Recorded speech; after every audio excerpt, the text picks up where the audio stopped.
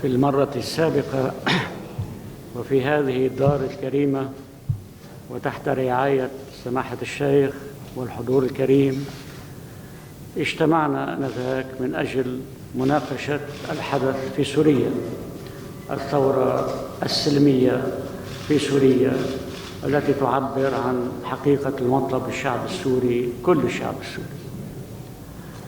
واتفقنا أعتقد على تأييد هذه الانتفاضة السلمية. أتت حرب فلسطين أو أتى حدث هذا اليوم يفوق بكثير حدث سوريا، لكن هذا لا يجب أن لا ينسينا الحدث السوري. طيب، حدثت غزة. غزة ما هي غزة؟ غزة مقاطعة أعتقد طولها 40 كيلومتر مربع، عرضها 10 كيلومتر مربع، يعني 400 كيلومتر مربع. يقطنها أكثر من 2.5 مليون لاجئ ومقيم، 50% منهم أطفال، والباقي أتى لاجئ من نكبة 48. غزة مدينة قديمة قدم التاريخ، ليست قديمة جديدة، قدم التاريخ، قدم العصور. هي سجن كبير محاصر بالشرائط السائكة، بالحيطان إلى آخره إلى آخره. والحروب على غزة تعد ولا تحصى، تعد ولا تحصى. انتفض فريق من مناضلي غزة، أقول مناضلين، غيري يقول إرهاب، ماشي الحال. انتفض فريق وهو فريق حماس، وليس كل الفلسطينيين حماس. هناك حماس، هناك فتح، هناك الشعبية، هناك المواطن العادي، هناك تنوع في فلسطين. انتفض واستطاع أن يقوم بهذه العملية. استطاع. كيف استطاع؟ هنا السؤال، أو بالأحرى كيف انهارت بالقدرة قادر كل الاحتياطات الإسرائيلية وكل التحضيرات الإسرائيلية. ذكرتني الأمور بحرب 73 عندما اجتاحت الجيوش العربية الجولان. الجيش السوري وصل إلى بحيرة طبرية، والجيش المصري وصل إلى نصف سيناء. اجتاحوا وحطموا أسطورة الإسرائيلي الذي لا يقاوم. نفس الشيء حدث في غزة، لكن بأسلوب مختلف. وقامت القيامة في العالم، كل العالم، الإرهاب الفلسطيني في مواجهة حماس. طيب، الإرهاب الفلسطيني في مواجهة حماس.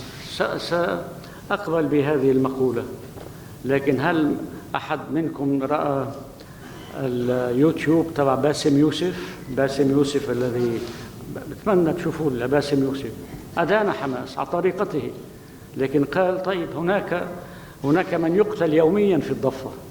من هم هؤلاء؟ هم حماس؟ هم ليسوا حماس. هاجموا مستعمرات يسمونها كيبوتس. الكيبوتس هو مستعمرة ابتدأت في الأربعينيات، بدأت في القرن 19، أواخر القرن 19. مستعمرة زراعية، لكن يملكها يهود على أرض العرب وفيها سلاح. طيب، قامت القيامة. لماذا جرت ما يسمى مجزرة بحق المدنيين الذين كانوا يقيمون في إحدى المستعمرات حفلة؟ طيب، بس هيدي موقع عسكري، هذا موقع عسكري. طيب، وهل من اللائق أن يأتون إلى موقع عسكري ويقيمون بحفلة رقص وغير رقص أمام هذا المعسكر التعيس الكئيب المنكل يوميا؟ قامت القيامة. خرجت كذبة كبيرة بأن قطعت رؤوس 40 أو 50 طفل يهودي، وتبين لاحقا أنها كذبة كبيرة. لكن شبكة CNN هي التي اخترعت هذه الكذبة ومشت في العالم، واستشهد بها الرئيس الأمريكي بايدن استشهد بها، لكن اعترف أنه لم يرى الصورة. ثم اضطر البيت الأبيض أو وزارة الخارجية أن تكذب بأنه لم يحدث قطع رؤوس. لكن العالم اليوم موتور، والعالم يعني العالم الغربي ضدنا. نقطة صغيرة بس حول حماس وإيران، لأن بعض المعلقين في لبنان، طيب هذه مؤامرة إيرانية. طيب فلتكن مؤامرة إيرانية، فلتكن. طيب هل قام أحد من الأنظمة العربية، من الملوك، من أحد من الكبار العرب وساعد حماس؟ ساعد حماس بمال عربي؟ استفادت إيران استفادت في كل مكان. استفادت إيران من العراق إلى سوريا. طبعا سوريا لنا لقاء طويل أو لنا حديث طويل، لأنها هجرت الشعب السوري مع النظام السوري. استفادت في العراق واستفادت في فلسطين. منظمة التحرير لعلمكم عندما قامت، يعني ياسر عرفات ومجموعة ياسر عرفات، كانت تسمى بالإرهابية. نعرف هذا الأمر منذ زمن طويل. ثم عندما عقدوا مؤتمر أوسلو، حطوا على البيت الأبيض، في حديقة البيت الأبيض، أبو عمار، رابين، شيمون بيريس، وسميوا آنذاك برجال سلام. بطل في إرهاب، صاروا رجال سلام، ونالوا أعتقد جميعهم جائزة نوبل، إذا مش غلطان.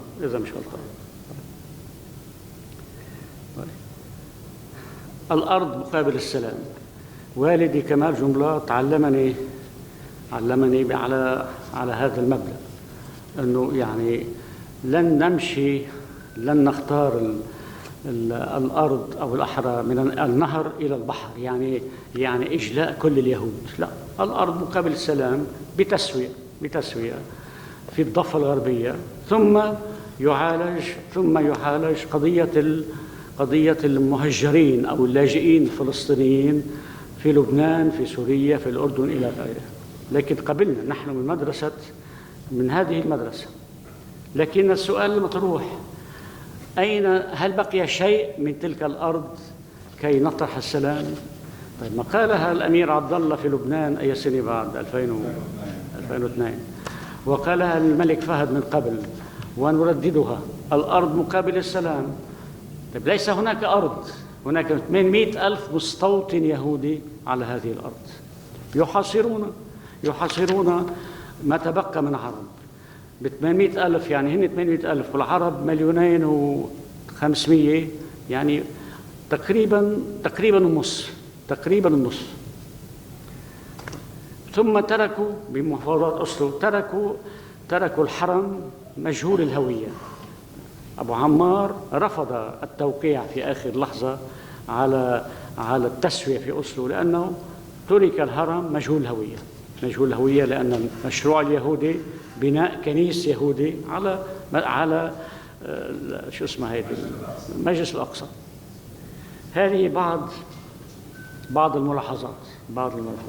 طيب هلا حدثت هذه الغارة، هذه العملية، والعالم بأسره انتفض، وأتت الأساطيل الأمريكية والغير الأمريكية والإيطالية والبريطانية. بعد في عندهم الفرنسوية، عندهم حامل الطائرات شارل دي غول، بعد ما وصلت إن شاء الله توصل. أوكي، وصل ماكرون بكفي. طيب.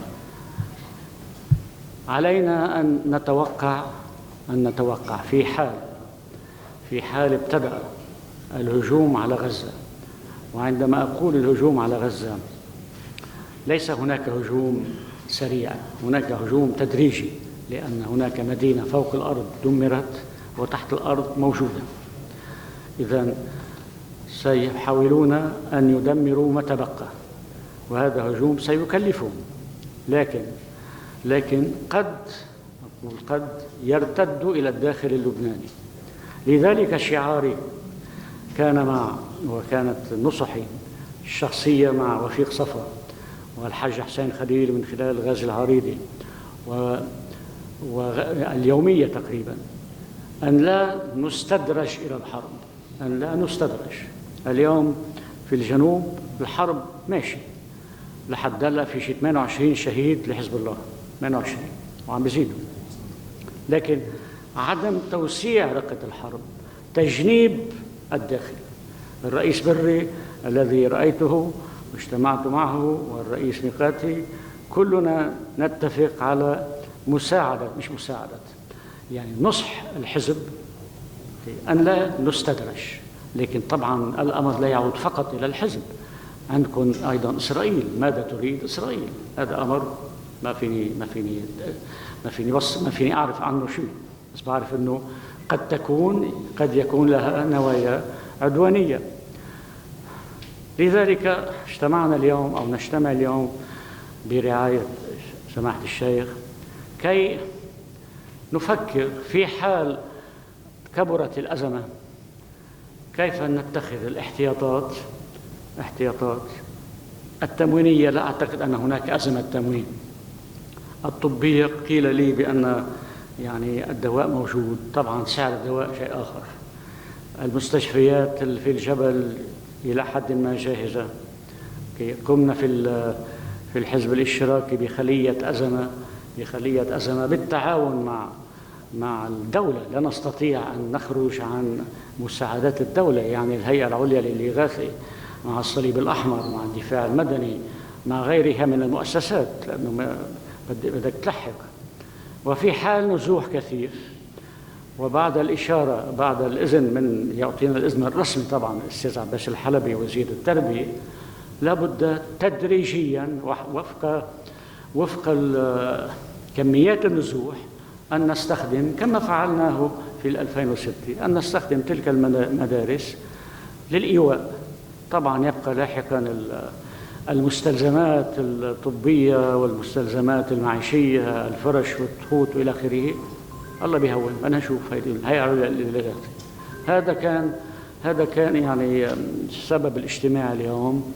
وصراحة لابد أن نتوقع من الأسوأ.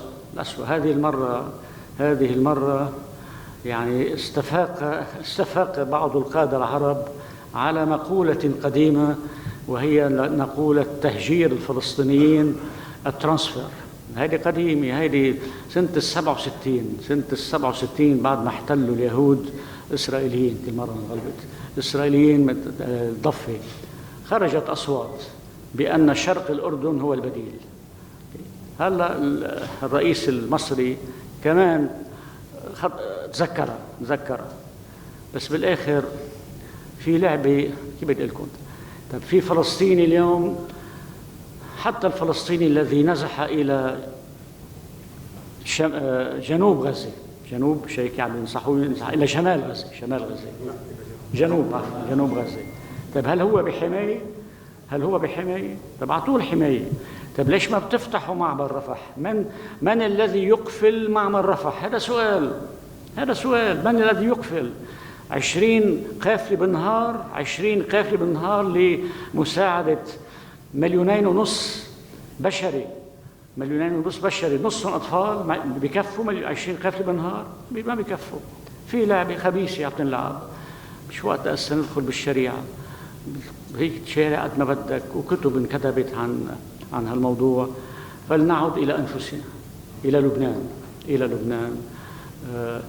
كيفية تحصين الداخل. اللقاء مع الرئيس بري كالعادة ممتاز، مع الرئيس ميقاتي يقوم بجهده، والأستاذ جبران وسيل هو اللي طلب موعد، وفي كلامه إيجابيات كبيرة، لأنه شايف الخطر مش بس على قسم من الشعب اللبناني، خطر على كل لبنان. فلنستفيد بدل بعض التصريحات المقيتة العنصرية التي لا تنفع شيء. شكرا صاحب السماحة، شكرا الشيخ الفاضل المجلس المذهبي بالحضور الكريم.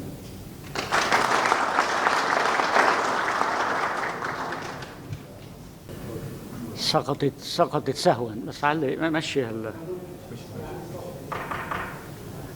حول دروس فلسطين.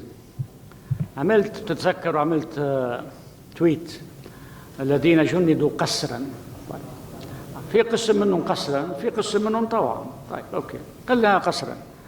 فأخذوا ردوا لي إياها، مش الحال، ردوا لي إياها وحطوا على ملالات على معبر غزة، على مشارف غزة بدها تهاجم، حطوا العلم ال5 حدود. صدر بيان وصدر موقف وركز عليه مجددا الشيخ سماحة الشيخ سامي مكارم باليوم، وسامي أبو المنى وصدر بيان من حتى قيته من الشيخ موفق طريف إذا مش غلطان، قالوا لي. وفي أحد اللي عندهم مركز سايت شو اسمه الشيخ زياد أبو غنام كمان موقفه منيح. هذا العالم مقدس والعرفان. طيب هذا العالم مقدس، ليش بدنا نحطه بمواقع سياسية وليش بدنا نحطه بمواقع معادية؟ ما ننسى شيخ سامي، وانت احرص الناس، نحن مساحتنا هذا الافق العربي الكبير. وين موجودين نحن؟ وين عم نعيش نحن الا بهذا الافق العربي الكبير؟ مش اسرائيل بدها تطعمينا خبز، اسرائيل بتستخدمنا. ولاحقا بذكركم، مش ايامي، يمكن لاحقا في مشروع تهجير لكل عرب فلسطين قد 48. فلذلك يعني أؤكد على اتكال على حكمتكم، على حكمة الشيخ سامي أبو المنى والمجلس المذهبي، كي لا يرفع هذا العلم إلا في المناسبات المحض دينية، لا الحزبية ولا غير الحزب، المحض دينية. شكرا.